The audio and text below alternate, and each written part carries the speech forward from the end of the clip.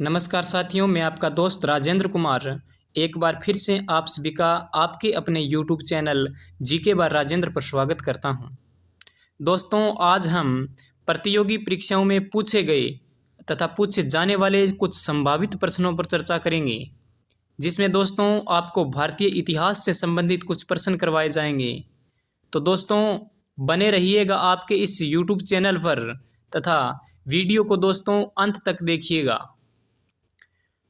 अगर कोई भी दोस्त इस चैनल पर नया है तो इस चैनल को सब्सक्राइब कर लें, क्योंकि इस चैनल पर हर दिन वीडियो डाली जाती हैं जिसमें प्रतियोगी परीक्षाओं से संबंधित कुछ संभावित प्रश्न जो कि आगे पूछे जाने की संभावना रखते हैं, उन सभी प्रश्नों को डाला जाता है। तो दोस्तों, बने रहिएगा आपके इस चैनल जीके बाय राजेंद्र पर। तो चलिए दोस्तों, शुरुआत करते हैं प्रश्न नंबर 1 से। तो चलिए, प्रश्न नंबर 1 है, वह काल जिसके लिखित साक्ष्य मौजूद नहीं हैं। तो दोस्तों, आपको बताना है कि वह काल कौन सा है जिस काल के लिखित साक्ष्य मौजूद नहीं हैं। तो दोस्तों, वह काल है आपका ऑप्शन बी, प्राग ऐतिहासिक काल। कौन सा काल? प्राग ऐतिहासिक काल। प्राग ऐतिहासिक काल से तात्पर्य है कि इतिहास से पूर्व का इतिहास। प्राग ऐतिहासिक काल के लिखित साक्ष्य उपलब्ध नहीं हैं, अर्थात किसी भी लिपि का उद्धरण भी नहीं है। इसके केवल पुरातात्विक साक्ष्य ही मिलते हैं दोस्तों। तो दोस्तों, चलिए अपनी नेक्स्ट स्लाइड यानी प्रश्न नंबर 2 पर चलते हैं। प्रश्न नंबर 2 है, वह काल जिसके लिखित साक्ष्य तो मौजूद हैं लेकिन अब तक इन्हें पढ़ा नहीं जा चुका है। तो दोस्तों, आपको यह प्रश्न बताना है कि वह काल कौन सा है जिसके लिखित साक्ष्य तो मौजूद हैं परंतु उन लिखित साक्ष्यों को अभी तक पढ़ा नहीं गया है। तो दोस्तों, वह काल है आद्य ऐतिहासिक काल, यानी ऑप्शन नंबर ए। कौन सा? Option number A. तो चलिए दोस्तों, नेक्स्ट प्रश्न पर चलते हैं।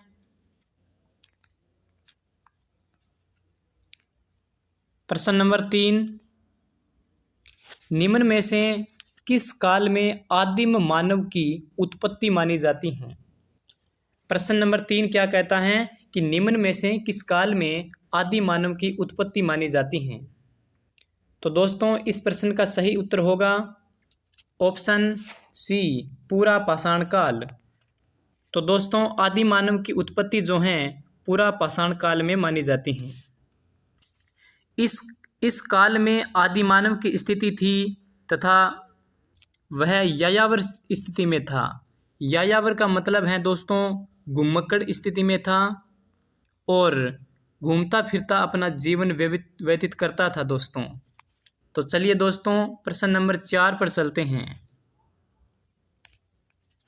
प्रश्न नंबर 4, आदिम मानव का प्रथम औजार निम्न में से कौन सा माना जाता है?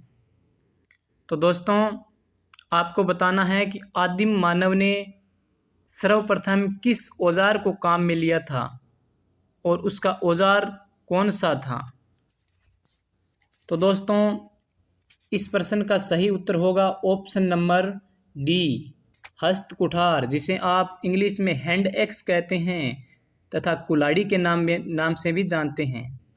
तो आदिम मानव ने प्रथम औजार के रूप में हस्त कुठार को खोजा था। तो चलिए दोस्तों, नेक्स्ट प्रश्न पर चलते हैं।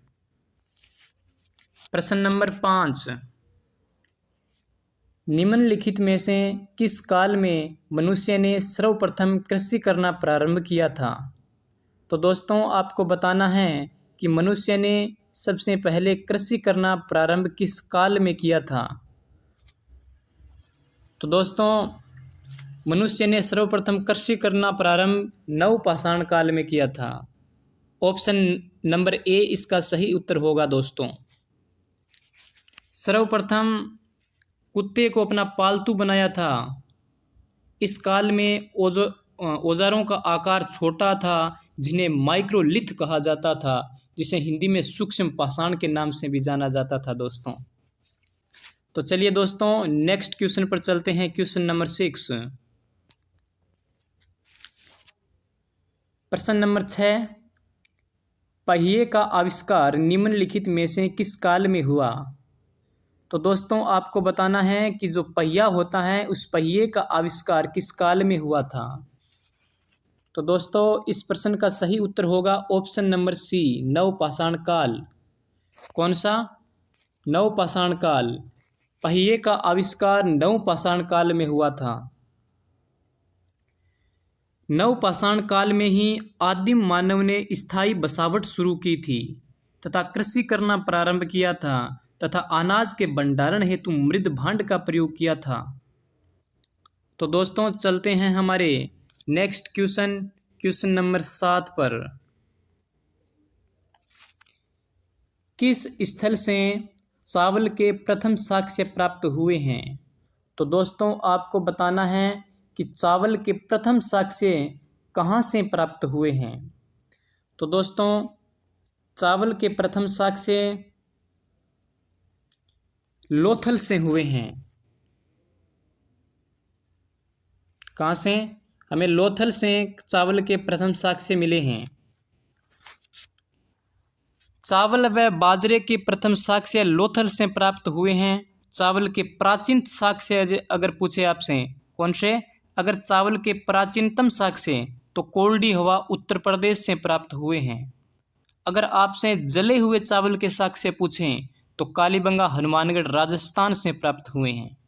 तो चावल के बारे में 3 प्रश्न बनते हैं। एक तो बनता है कि चावल के प्रथम साक्ष्य जो कि लोथल में, और चावल के प्राचीनतम साक्ष्य जो कि कोल्डी हवा उत्तर प्रदेश में, और जले हुए चावल के साक्ष्य कालीबंगा हनुमानगढ़ राजस्थान से प्राप्त हुए हैं। तो चलिए दोस्तों नेक्स्ट क्वेश्चन पर चलते हैं। Question number 8।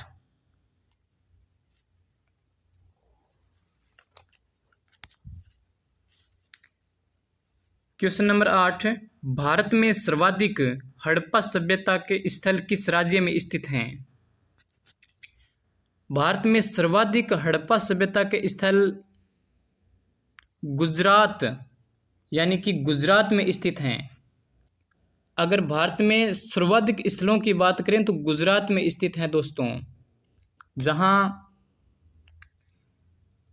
प्रमुख स्थल के रूप में लोथल हैं, धोलावीरा हैं, रंगपुर हैं, रोजदी हैं, देसलपुर हैं, भगतराव हैं, सुरकोटड़ा हैं और प्रभास पतन हैं।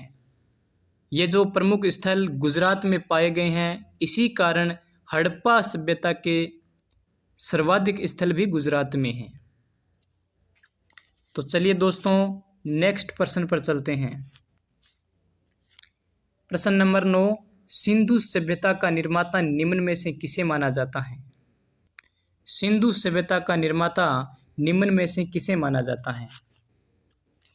तो दोस्तों सिंधु सभ्यता का निर्माता भूमध्य सागरीय लोगों को माना जाता है। सिंधु सभ्यता में ये 4 जातियां पाई गई थी, प्रोटो ऑस्ट्रेलियाइड, भूमध्य सागरीय और अल्पाइन और मंगोलियन, जिसमें सर्वाधिक मान्यता जिस जाति को प्राप्त है वो भूमध्य सागरीय जाति थी। सर्वाधिक विज्ञान भूमध्य सागरीय जाति का ही समर्थन करते हैं दोस्तों। तो चलिए दोस्तों नेक्स्ट प्रश्न पर चलते हैं। प्रश्न नंबर 10 पर। हड़प्पा सभ्यता का एकमात्र ऐसा स्थल कौन सा था जिसके घरों के दरवाजे मुख्य सड़क की ओर खुलते थे? तो दोस्तों हड़प्पा सभ्यता का एकमात्र ऐसा स्थल लोथल हुआ करता था। लोथल ही एकमात्र ऐसा स्थल था जिसके घरों के दरवाजे मुख्य सड़क की ओर खुलते थे। हड़प्पा सभ्यता के घरों के दरवाजे एक दूसरे के आमने सामने गलियों में खुलते थे, लेकिन लोथल एकमात्र ऐसा स्थल था जिसके घरों के दरवाजे मुख्य सड़कों की ओर खुलते थे दोस्तों। तो दोस्तों आज हमने प्राचीन भारत के कुछ प्रश्नों पर जिक्र किया है। तो दोस्तों अगर आपको थोड़ा ये वीडियो अच्छा भी लगा है तो शेयर भी करें और सब्सक्राइब तो अवश्य करें दोस्तों। तो दोस्तों वीडियो पूरा देखने के लिए आपका बहुत बहुत धन्यवाद।